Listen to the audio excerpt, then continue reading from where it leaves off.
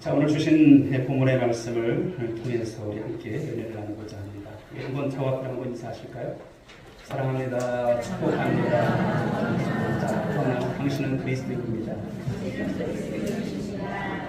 여러분 한 분 한 분은 그리스도인인 것을 자랑스럽게 여길 수 있게 여러분 축복합니다. I am Christian. 그렇죠. 나는 그리스도인이다.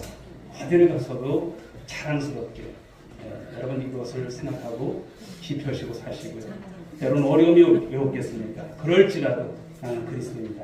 그런 자긍심을 갖고 삶을 살아내는 우리 모든 성도들 될 수 있길 간절히 소망합니다. 자, 요즘 화제가 되고 있는 영화가 있습니다. 넘겨주시면 신의 악단입니다. 홍보대사는 아닌데요. 제가 이 영화를 봤어요. 많은 분들이 영화 굉장히 잘 돼 있다고 해가지고 봤습니다. 이 영화를 보는데 많은 저 자신에게도 질문이 돼요.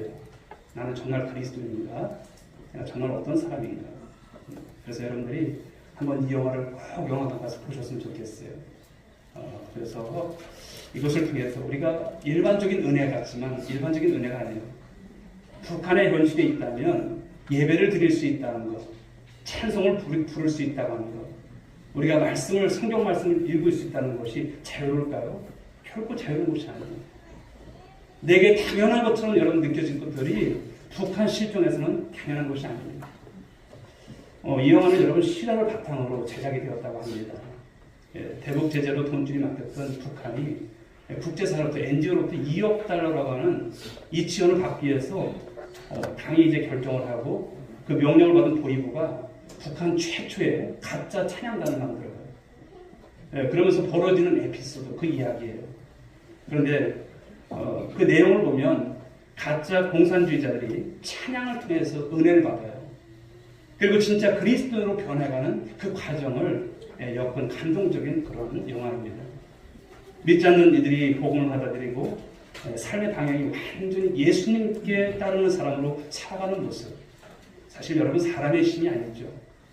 그 찬양을 통해서 역사하시는 성령의 감동, 하나님의 역사인 것을 그 영화를 통해서 봤습니다. 이 영화를 보면서 참된 그리스도란 과연 무엇인가 라고 하는 근본적인 질문이 우리한테 참 도전이 된다고 하는 것이죠. 처음에는 억압이나 어떤 형식적인 이유로 찬양등을 꾸려서 시작했을지 몰라도 그 찬양이 그들의 심정을 움직이고 그리고 진정한 그런 어떤 고백이 되어질 때 그들이 진정한 주님의 자녀가 되어진다는 것. 영화를 보는 내내 많이들 울더라고요. 많이 울게 됐죠. 여러분들이 한번 가셔서 보셔야 이런 영화구나. 우리가 예배 생활하는 것, 우리가 하나님 앞에 나와서 우리가 함께 공동체로서 엮여서 우리가 함께 한다는 것이 얼마나 귀한가. 사랑하는 여러분, 우리가 주님께서 우리에게 주신 이 은혜 잊지 않는 저와 여러분들 될 수 있길 주로 축복합니다. 자, 오늘 우리가 함께 읽은 우리 사도행전 말씀도 바로 그러한 말씀이에요. 진정한 그리스도인가를 묻는 말씀이에요. 스데반 순교 이후에 흩어진 제자들이 많은 곳에 이제 디아스포라가 되죠. 그런데 오늘 말씀을 보게 되면 안디옥이라고 하는 그 지역에 이방인들에게 복음을 전하는 놀라운 부흥의 역사가 있게 된다는 거예요. 교회가 있었던 곳이 아닙니다. 그리고 그곳 안디옥에서 비로소 오늘 말씀에 나오는 것처럼 비로소 제자들이 그리스도인의 일컬음을 받게 된다고 하는 이 놀라운 여러분 역사가 있게 되죠. 그렇다면 이 그리스도인이라고 하는 이 이름에는 과연 어떤 의미가 담겨 있을까요? 오늘 우리는 이 본문의 말씀을 통해서 참된 그리스도인이란 바로 갖춰야 될 모습이 무엇인지, 우리 삶 속에서 그 이름에 합당한 삶을 살아가는 그런 삶이 무엇인지를 우리가 이 시간에 나누고자 합니다. 말씀을 통해서 우리 모두가 진정한 그리스도인의 정체성, 내가 누구인지를 아는 정체성, 아이덴티티를 아시고 또 그 확고히 하시고 또 그 이름에 걸맞는 우리 성도들, 삶을 살아가는 여러분들 모두가 될 수 있길 주님의 이름으로 축복합니다. 자, 19절 말씀 한번 보실까요? 같이 읽어보겠습니다. 시작. 그때 스데반의 일로 일어난 환난으로 말미암아 흩어진 자들이 베니게와 구브로와 안디옥까지 이르러 유대인에게만 말씀을 전하는데, 자, 핍박을 받아서 흩어진 유대인들입니다. 그들이 안디옥에 이르렀다고 이렇게 말씀을 하고 있어요. 안디옥이라고 하는 것은 성경에 보게 되면 두 군데서 나와요. 수리아 안디옥, 시리아 안디옥이 있고 비시리아 안디옥이 있습니다. 그런데 여기에 오늘 등장하는 이 안디옥은 수리아 안디옥. 오늘날로 말하면 시리아 지역에 있는 그런 바로 안디옥입니다. 바로 이곳에 이제 복음이 전해진다는 곳이죠. 항구 도시고 문화적으로 사치스러운 곳이고요. 로마와 알렉산드리아에 이어서 세 번째로 큰 그런 로마 지역에 있어서 지역이었습니다. 도덕적으로 보게 되면 타락한 도시예요. 그런데 이런 지역에 복음이 들어간다는 거예요. 이런 지역에 생각할 수 없는 일들이 일어나는 거예요. 사랑하는 여러분, 지금도 복음의 역사는 우리가 생각지 못한 곳에서 임하는 줄 믿으시기 바랍니다. 그런 곳에 복음이 들어가고 예수 믿는 사람들이 이제 생겨난다는 거예요. 교회가 일어난다는 것입니다. 그동안은 어떤 특정한 사람들이 복음을 이제 전했지만 오늘 본문을 보게 되면 흩어진 자들이라고 말합니다. 흩어진 자들. 무명의 사람들이 그곳에 가서 무엇을 전했다? 복음을 전했다는 거예요. 무명의 사람들이. 누가 시켰습니까? 말씀을 통해서 배운 것이죠. 말씀을 통해서 내가 누구인지를 아는 사람들이 그곳에 가서 복음을 증거하는 일들이 있게 되어졌다라고 하는 것입니다. 자, 그럴 때 11장 21절 말씀을 보십시오. 읽어봅니다. 주의 손이 그들과 함께 하심에 수많은 사람들이 믿고 주께 돌아오더라. 주의 손이 함께 했다는 거예요. 그러니까 복음을 전할 때 누가 함께 하시는가? 하나님께서 함께 하시는 거예요. 성령께서 함께 하시는 거예요. 우리가 말하는 여러분 몇 마디가 사람을 어떻게 감동시켜요? 못하죠. 우리가 부르는 찬양이 얼마나 감동되겠습니까? 그러나 그 찬양을 통해서 누가 역사하십니까? 성령께서 역사하시는 거예요. 이러할 때에 그들과 함께 하시며 수많은 사람들이 믿고 주께 돌아오더라 말씀을 하시는 거예요. 그러면서 생겨난 교회가 어떤 교회입니까? 안디옥 교회예요. 최초의 이방인 지역에 생겨난 교회입니다. 너무나 놀라운 일이에요. 그러니까 이 소식을 들은 예루살렘 교회가, 이제 다음 말씀 보실게요. 22절을 읽어보겠습니다. 예루살렘 교회가 이 사람들의 소문을 듣고 바나바를 안디옥까지 보내니. 예루살렘 교회가 발작 지금 바깥 뒤집혔어요.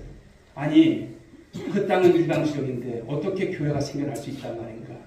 진상을 조사해야 될 것 아니겠습니까? 그래서 예루살렘 교회 사도들은 안디옥의 많은 사람들이 정말 예수를 믿는다는 소식이 과연 진짜인지 어떤 상황인지 알아보고자 누구를 보냅니까? 바나바를 그곳에 파송한다는 거예요. 이런 말씀이에요. 그런데 바나바가 어떤 사람입니까? 탁월한 지도자예요. 그리고 사도들에 의해서 검증된 그런 인물이었습니다. 또 사도행전 4장 26절 말씀을 보게 되면 자신의 밭을 팔아서 사도들의 발 앞에 가져왔던, 그렇게 헌신했던 그런 사람이 바로 오늘 바나바입니다. 오늘 본문에서도 바나바에 대한 평가가 나오죠. 24절 말씀 읽어볼까요? 바나바는 착한 사람이요 성령과 믿음이 충만한 사람이라 이에 큰 무리가 주께 더하여 지더라. 아멘. 바나바의 역할이 여러분 굉장히 눈에 띕니다. 영적 리더십의 모델과 같은 사람이 오늘 바나바입니다. 좋은 교회를 보면요, 좋은 교회, 그렇죠.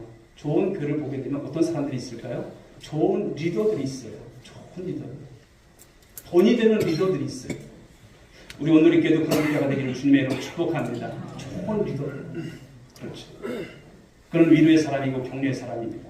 여러분, 격려라고 하는 것은 뭘까요? 박수를 쳐주고 등을 두드려주고 응원해주고 지지해주는 것이 바로 격려죠. 즉 그런 사람들은 어떨까요? 사람들을 품을 수 있는 품이 넓은 사람들이에요. 우리 사랑하는 성도들은 바로 이런 좋은 리더가 되시고요. 사람을 품을 수 있는 품이 넓은 우리 성도들이 될 수 있게 여러분 축복합니다. 옹졸한 사람은 절대 그렇게 못해요. 속이 좁은 사람은 그렇게 못해요. 우리가 오늘 교회가 부흥하고 성장하고 발전하려면 어떤 리더들이 많아야 될까요? 이렇게 속이 깊은 사람들, 품을 수 있는 아량이 있는 바로 그러한 여러분 성도들이 많을 줄 믿습니다. 비판하고 정죄하는 것은 잘하지만 격려는 아무나 할 수 있는 것이 아닌 것이죠. 자, 그런데 오늘 사울이라고 하는 사람이 이제 등장을 하게 되는데요. 즉 바울이죠. 바울이 여러분 다메섹에서 희생을 했던 사건 여러분들이 우리가 살펴봤습니다. 그런데 교회를 핍박하고 예수 믿는 사람들을 잡아 죽이고 앞장섰던 오늘 그 사울이 교회가 여러분 쉽게 그를 받아들여 줬을까요? 겁이 나는 거예요. 저 잠깐 회심했다가 또다시 어떤 일을 벌일지 모르는 그런 생각이 들었기 때문에 교회가 받아들이지 않았습니다. 그런데 오늘 말씀을 보게 되면 이 바나바라고 하는 인물은요, 사울을 찾아간다는 거예요. 길리기아 다소 지방에 가서 사울을 안디옥으로 그를 불러들인다고 하는 말씀인 거예요. 예루살렘 교회로부터 신뢰를 받고 있었던 바나바, 그가 아니었다면 여러분 사울의 등용이 쉬웠을까요? 어려웠을 것입니다. 바울이 여러분 우리가 알다시피 여러분 세계 선교에 앞장서는 인물로, 이방의 사도로서 쓰임받는 그런 인물로 여러분 그가 쓰임받지 않습니까? 그런데 그런 가운데서 그 다리 역할을 한 사람이 누굴까요? 바나바예요. 바나바가 어떤 모습이었습니까? 분별력이 있었습니다. 그리고 격려가 있었기 때문에 오늘 사울이라고 하는 인물이 오늘 역사의 현장 속에 등장을 하게 되는 것이죠. 오래된 전통적 교회들은요, 기존의 성도들이 새로운 신자들을 기꺼이 받아주지 못하는 경우가 참 많아요. 무엇일까요? 교회 안에 전통적인 교회들은 기득권이 있어요. 그러나 바나바는 오늘 전혀 다른 인물이었습니다. 그는 기꺼이 그 사울을 교회의 지도자로 세운다는 거예요. 쉽지 않죠. 지도자로 세워요. 바나바는 모든 면에 있어서 사울보다 앞선 연장자였고요. 많은 사람들이 인정해주는 사람이었고요. 그런데도 오늘 보면 전혀 주도권을 쥐지 않아요. 온전히 섬기는 모습을 보여주고 있다라고 하는 것입니다. 쇠퇴하는 교회의 특징이 무엇이냐면 새로운 사람들에게 일을 맡기지 않는다는 것이죠. 소수의 사람들이 주도권을 잡고 행해나가는 교회입니다. 새로운 멤버들이 끼어들 여지가 전혀 없는 그런 교회는요, 성장이 안 돼요. 점점 쇠퇴해지는 것이죠. 그런데 오늘 바나바를 보면요, 정말 대단한 인물이에요. 충분히 바울을 격려하고 세움으로 오늘 안디옥 교회가 세워지는 일 가운데서 크게 여러분 그 역할을 맡기고 또 함께하는 이런 모든 세월을 통해서 하나님께서 영광 받으시는 그런 모습을 보여주고 있습니다. 자, 그렇다면 오늘 바나바가 왜 사울을 찾았을까요? 사도행전 11장 25절 26절 말씀을 읽어보겠습니다. 시작. 바나바가 사울을 찾으러 다소에 가서 만남의 안디옥에 데리고 와서 둘이 교회 1년간 모여 있어 큰 무리를 가르쳤고 베드로의 안디옥에서 비로소 그리스도이다 일컬음을 받게 되었더라. 아멘. 오늘 사울을 찾으러 간 이유는요, 사울의 역할이 필요한 시점이었기 때문에 그래요. 믿는 사람들이 늘어나요. 이 안디옥 지역에 믿는 사람들이 점점 늘어나요. 이제 교회가 점점 부흥되는 거예요. 그러니 여러분, 교회가 가르치는 일이 필요한 것이죠. 그렇죠. 가르칠 지도자가 필요한 거예요. 교회가 여러분 그저 말씀만이 아니라 그들을 여러분 실질적이고 어떤 부분에 있어서 가르치는 일들이 굉장히 필요한 것이죠. 그때 여러분 바나바에게 누가 떠올랐을까요? 사울이 떠올랐던 거예요. 사울이. 성령의 역사죠. 물론 사울은 여러분 이 당시에 공인된 사람이 아니에요. 과거의 전력을 가지고 있었고 시비를 거는 사람들이 아직도 많은 그런 여러분 그런 시대였습니다. 그러나 바나바는 이 사울이야말로 이방인 회심자들을 위해서 이 가르치는 일을 위해서는 적임자다라고 하는 것을 알았던 것입니다. 그래서 무조건 믿어주고 사울을 안디옥에 데려와서 그를 지도자로 세운다고 하는 것입니다. 자, 이것은 바나바가 얼마나 사람을 품을 줄 아는 사람인가를 잘 보여주는 그런 대목이 아닐까 생각합니다. 오늘 바나바는 여러분 지혜와 성령이 충만한 사람이라고 했습니다. 그 지혜는 사울을 찾아냈고요. 그를 세우는 일에 있어서도 유감없이 오늘 발휘되는 모습입니다. 여러분 지혜 중에 지혜가 뭘까요? 그것은 사람을 보는 안목이에요. 사람을 볼 줄 아는 안목. 사람을 보는 눈이 그 사람의 수준인 것을 말씀하는 거예요. 그 사람의 영성인 것을 말씀하는 거예요. 물론 우리가 숨겨져 있는 사람들을 알아본다는 것은 쉬운 일이 아닙니다. 그런데 사울은 아마도 그 이전까지는 다섯 지방에서 가까운 사람들에게 말씀을 가르치는 일을 해왔을 것입니다. 그런데 오늘 바나바는 그를 안디옥까지 찾아가서 그를 오늘 안디옥 바로 이 다소로 찾아가서 안디옥까지 이끌어내는 이 중차대한 일을 하게 된다는 것이죠. 예루살렘을 벗어난 이방 지역에 독특한 어떤 선교적 교회가 세워지는데 그 교회는 다름 아닌 오늘 안디옥 교회입니다. 비유대인으로 그리고 이방 선교로 또 다른 문화로 바로 넘어간 그 지역에 바로 복음에 의해서 세워진 교회. 매우 여러분 낯설 수도 있고 그렇지만 의미 있는 하나님의 역사가 어떻게 전개되는가를 보여주는 그런 아주 중요한 곳이 안디옥입니다. 그래서 앞으로 여러분들 사전들을 쭉 보시게 되면 이제 13장부터 말씀을 보시게 되면 사울이 이제 바울이 되지 않습니까? 그 바울을 통해서 선교가 어떻게 이루어지는가. 1차 선교여행, 2차 선교여행, 3차 선교여행, 4차까지 그 가는 동안에 바로 이곳이 거점이 됩니다. 이 안디옥 교회에서 계속 출발하는 것을 여러분들이 보실 거예요. 그렇습니다. 복음에서 세워진 교회고요. 매우 의미 있는 교회로서 하나님께서 이곳을 통해서 앞으로 일하실 귀한 거점이 되어진다고 하는 것이죠. 그동안 에스테반의 순교, 그리고 빌립보사의 사마리아 쪽에서 전도, 그리고 앞전에 나왔던 말씀, 바로 베드로와 고넬료 집에서 바로 성령의 역사가 어떻게 이루어지는가. 환상을 통해서 둘이 환상을 보았습니다만 어떻게 그들이 조인되어지고 하나님의 귀한 뜻을 이루어가는가. 그래서 10장의 말씀을 계속 보면은 이방 지역에도 하나님이 역사하신다는 것이 계속 나오지 않습니까?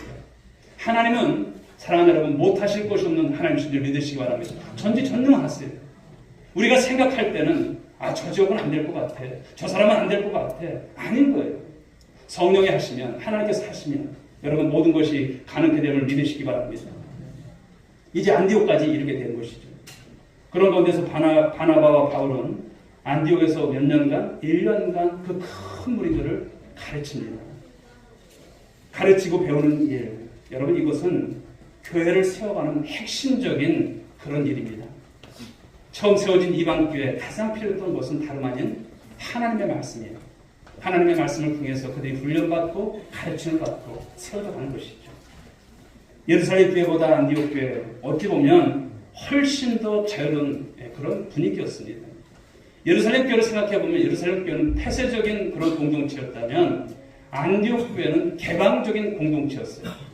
예루살렘 교회는 모든 일에 힘을 온전히 쏟았다면 이 안디옥 교회는 선교적 모델로서 모으는 것보다는 흩어지는 쪽에 집중했던 그런 교회입니다. 여러분 교회는 어떤 교회가 되어야 될까요? 모이기에 힘쓰고 흩어지는 교회가 될 줄 믿습니다. 모이면 여러분들 여기서 기도하고 흩어지면 우리가 복음을 전하는 교회가 될 줄 믿습니다. 이것이 참다운 교회일 거예요.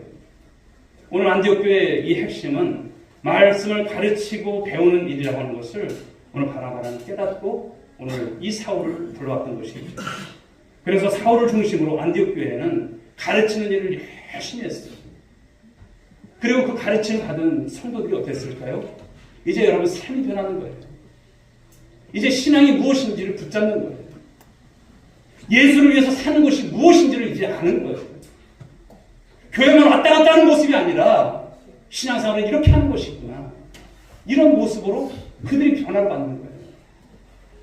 그들의 눈에서 눈물이 나고 이제 말씀을 위해서 복음을 위해서라면 생명조차도 귀한 것을 여기지 않고 살아가려고 하는 그런 모습들이 나타나는 거예요. 그때 여러분 주위 사람들이 뭐라고 말합니까? 비로소 그들을 이룰 때 그리스도인이다. 그리스도인이다. 그 일컬음을 받게 되었다는 것을 말씀합니다. 여러분 신자들이 자신들을 가리켜서 그리스도라 부른 것이 아니에요. 잘 보시면 비그리스도인들이 예수 믿는 사람들을 바라보면서 부른 이름이 무엇입니까? 그리스도인 거예요. 쉽게 말해서 믿지 않는 여러분의 주위 사람들이 여러분들을 볼 때 어떻게 말해야 될까요? 그리스도이다. 크리스찬이구나. 이것이 대하는 것이죠. 이방 문화 속에서 예수를 믿는 사람들이 오늘 구별된 모습이 있었을 것입니다. 그들은 이전에 가지고 살았던 삶의 방식들을 버리고 새로운 삶의 방식, 복음을 통한 삶의 방식으로 이제 삶이 바뀐 그들이었습니다. 그렇습니다. 여러분 그리스도인이 되는 순간 이전에 살던 삶과 똑같다면 그것은 가짜예요. 우린 전혀 다른 삶을 살아가는 거예요. 그러니 여러분 그 삶이 여러분 사람들의 눈에 한간에 눈에 띕니까 안 띕니까? 띄는 거예요. 요즘으로 치자면 예수쟁이들이 되는 것이죠. 좋은 뜻도 있지만 또 나쁜 뜻으로 또 이렇게 풍겨지는 뉘앙스도 있습니다. 어쨌든 그 시대의 예수를 우리가 믿는 사람들이라는 것은 그 시대 가운데 주류가 아니에요. 비주류로 취급받을 수 있는 그런 모습입니다.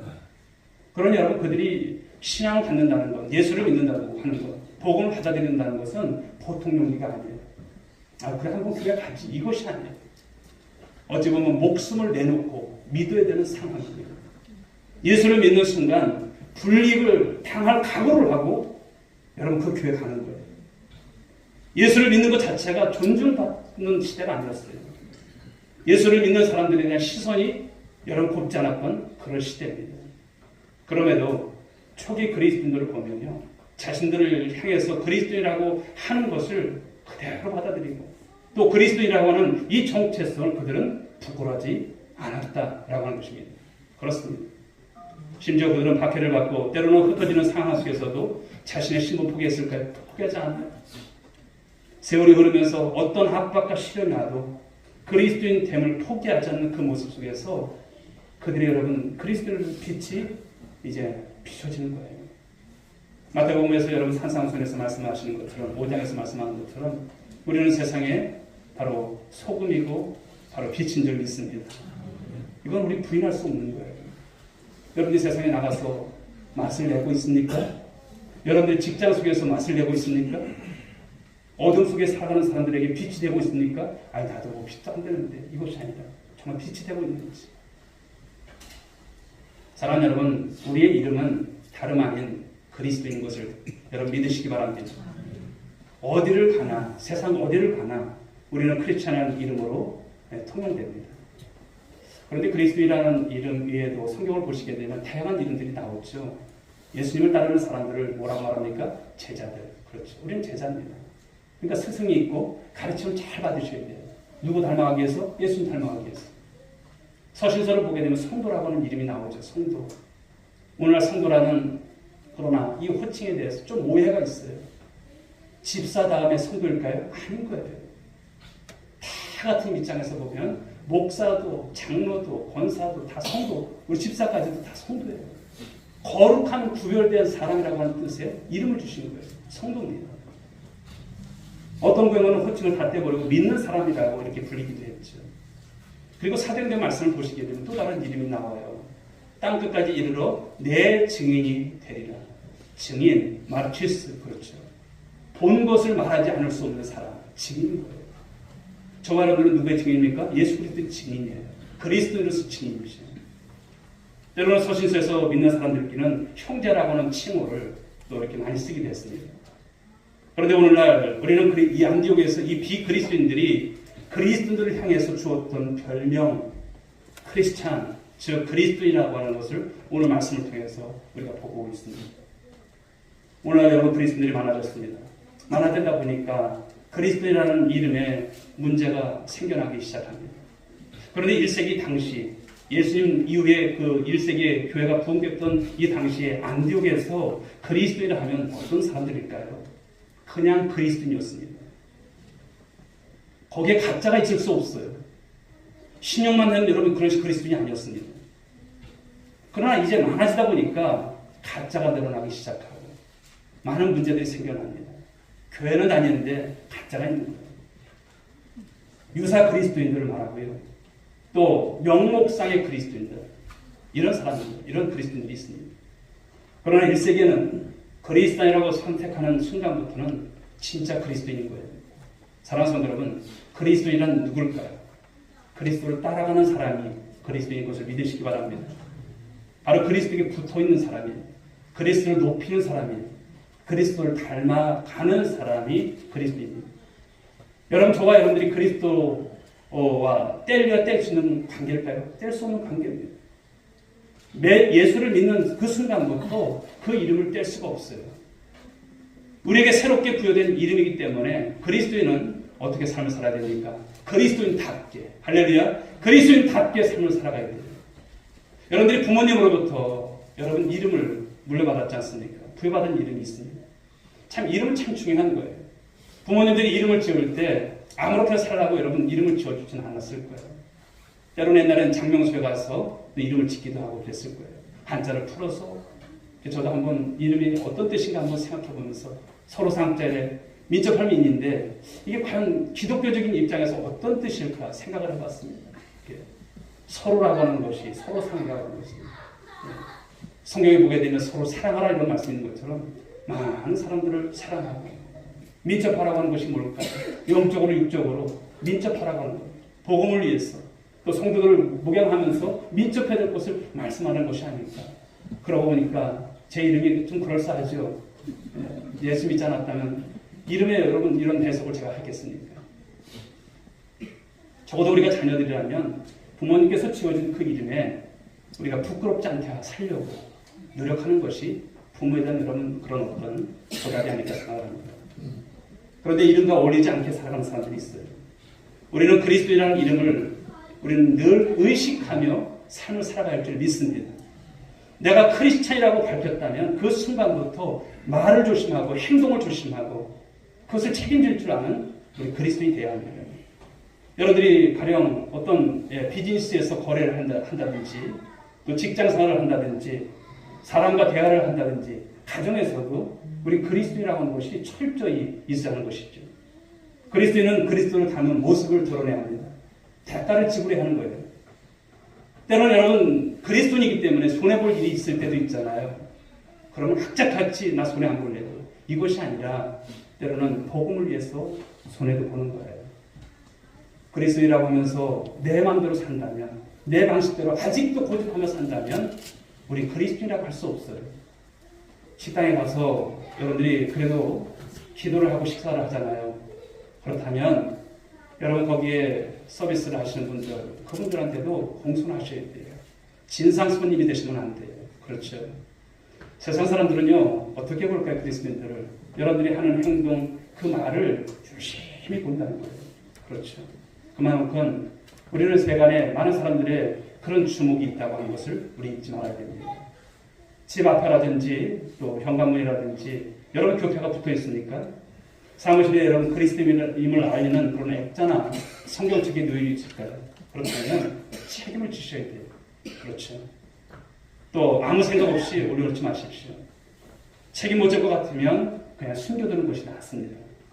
그러나 나도 모르는 사이에 예수의 이름이 훼손되는 일들이 나로 인해서 많이 생겨난다는 것을 우리는 묵과할 수 없습니다. 인도의 간디는 여러분 그리스도를 존경했어요. 간디는 예수를 믿지는 않았지만 그는 성경을 참 사랑했습니다. 무엇보다도 그는 산상수훈, 마태복음 5장부터 7장에 나와 있는 그 말씀을 통해서 은혜를 받았다고 하죠. 그러나 영국의 옥스퍼드 대학에 이제 다니면서 체풀에 참여하게 되는데 그곳에서 인종차별을 당해요. 그렇죠. 그런데 자기가 봤던 성경, 자기가 알고 있었던 산상수훈의 말씀과는 그리스도인들이 전혀 다른 모습인 거예요. 거기서 삶의 회의가 느껴진 거예요. 이게 뭘까? 그래서 간디가 남긴 유명한 말 한마디가 있어요. 무엇이냐면 나는 그리스도를 좋아한다. 그러나 그리스도는 싫다. 이 말을 그가 남기는 거예요. 이것을 생각할 때 참 우리가 삶이 어떠한가를 생각해 볼 수밖에 없습니다. 오늘 우리는 이런 내용 속에서 딜레마가 여기 있는 거예요. 그리스도와 그리스도인이 떨어져 있다고 하는 것이죠. 나는 그리스도인이라 말하면서 그리스도와 다르게 살아가는 모습들이죠. 그리스도인들이 그리스도인답지 않은 모습을 세상 속에서 여러분 도발들이 얼마나 많이 봅니까? 그 이름값을 못하는 이런 모습들을 보면서 우리는 어떨까요? 사랑하는 여러분, 이름값을 못하셨다면 괜찮습니다. 오늘부터 다시 주님 앞에서 회개하시고 이름값을 다 하시는 저와 여러분들이 될 수 있길 저는 축복합니다.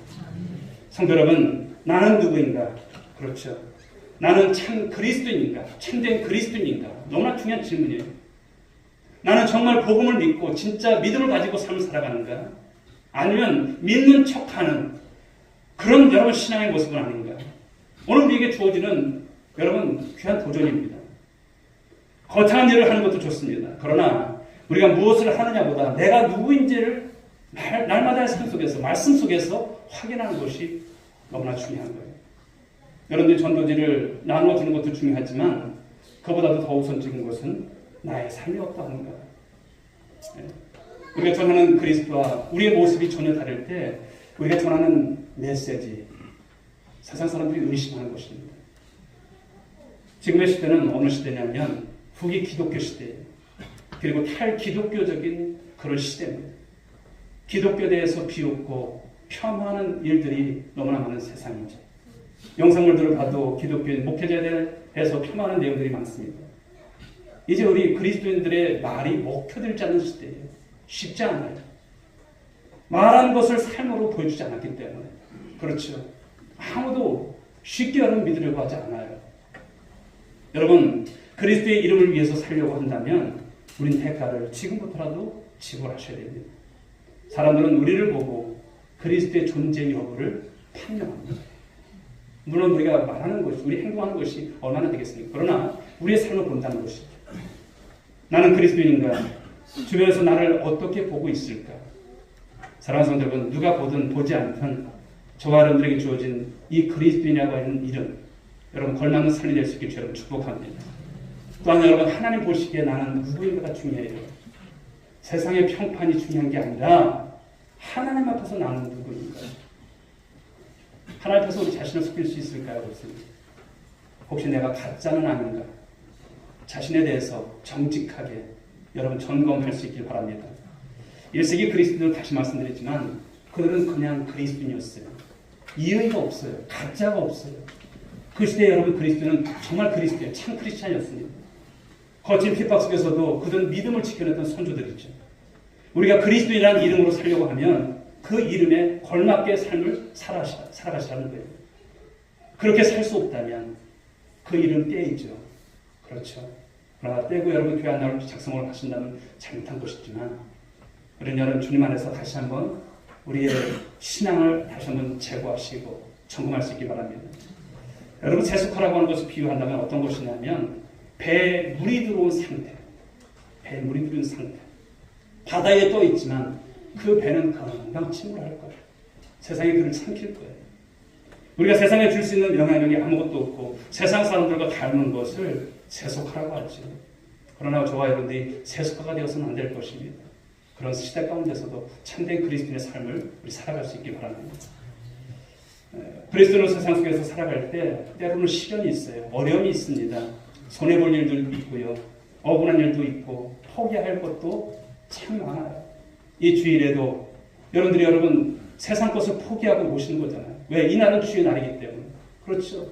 이 예배하는 것이 가장 중요하기 때문에. 예. 오늘도 보면 여러분 결혼식이 얼마나 많아요. 그러나 이제 다 계좌이체 시키고 나는 오늘 주일 예배를 지키기 때문에 이런 신앙인 것이죠. 그러나 세상 사람들이 그 인정해 주지 않는 거야. 인정해 줍니다. 그렇죠. 그러니 여러분 우리가 그리스도라는 이름을 지켜내기 위해서 참 많은 것으로 우리가 삶을 살아갔지만 그 손해보는 일이 있다면 누가 기억해 주실까요? 하나님께서 기억해 주신 줄 믿으시기 바랍니다. 그리스도인이 된 이후에 우리의 인생은 우리가 책임지는 것이 아니에요. 우리의 인생 누가 책임져 주실까요? 하나님께서 책임져 주실 것을 믿으시기 바랍니다. 세상과 하나님을 동시에 쫓을 수는 없어요. 오늘도 새벽에 주셨던 말씀이 있지만 우리는 하나님과 재물을 겸하여 섬길 수 없다고 했어요. 우리는 여러분 일편단심 오직 올리 바로 지저스가 되시고 우리가 하나님이 되셔야 할 줄 믿습니다. 이 신앙 가지시는 거예요. 오늘도 저와 여러분들이 오직 하나님 한 분만을 바라보고 나가게 될 때 그리스도께서 우리의 삶을 보장해 주시고 우리의 삶을 승리로 이끌어 주실 것을 믿으시기 바랍니다. 어떠한 경우에도 세상과 타협하지 마세요. 여러분에게 주신 여러분 복음이 세상과 그냥 그저 그런 식으로 타협하는 신앙을 그렇게 해서 주신 것이 아닙니다. 그러므로 우리는 참된 그리스도로 삶을 살아가는 이 일에서 여러분 최선을 다하시는 우리 모든 성도들이 되어져서 여러분들 때문에 여러분 이 안디옥 교회가 세워진 그 부흥의 역사가 우리 교회도 바로 일어날 수 있기를 주님의 이름으로 축복합니다. 기도하겠습니다. 하나님 아버지 감사합니다. 참된 그리스도인이라고 하는 이 말씀의 제목으로 오늘 하나님 큰 은혜를 받았습니다. 나는 주님 앞에서 정말 진짜인가? 아니면 가짜인가? 척하는 신앙인가? 유사한 그리스도인인가? 명목상 그리스도인인가? 아니면 주님께서 인정하시고 하나님께서 보증하시는 그런 하나님 아버지 그리스도인가를 생각해 보았습니다. 하나님 부족함도 많은 저희들이 우리 때문에 하나님의 영광을 하나님 아버지 가리는 일이 있었다면 용서하여 주옵소서. 다시 하나님 이제 무명의 그리스도인들이 그곳에 가서 복음을 전했던 것처럼 우리가 일상에 돌아가서 하나님이 이제는 그리스도인답게 살게 하시고 많은 이들에게 전도함으로 많은 이들에게 삶을 통해서 본이 됨으로 하나님 아버지 이제 그 안디옥 교회가 놀라운 부흥을 이뤘던 것처럼 우리 교회 또한 그런 모습이 되게 하시고 참된 그리스도인의 삶을 살아가는 것이 가장 큰 기쁨이고 감사가 되게 하시고 영광이 될 수 있도록 도와주옵소서. 함께 하실 줄 믿사옵고 예수님의 이름으로 기도 올려옵나이다. 아멘.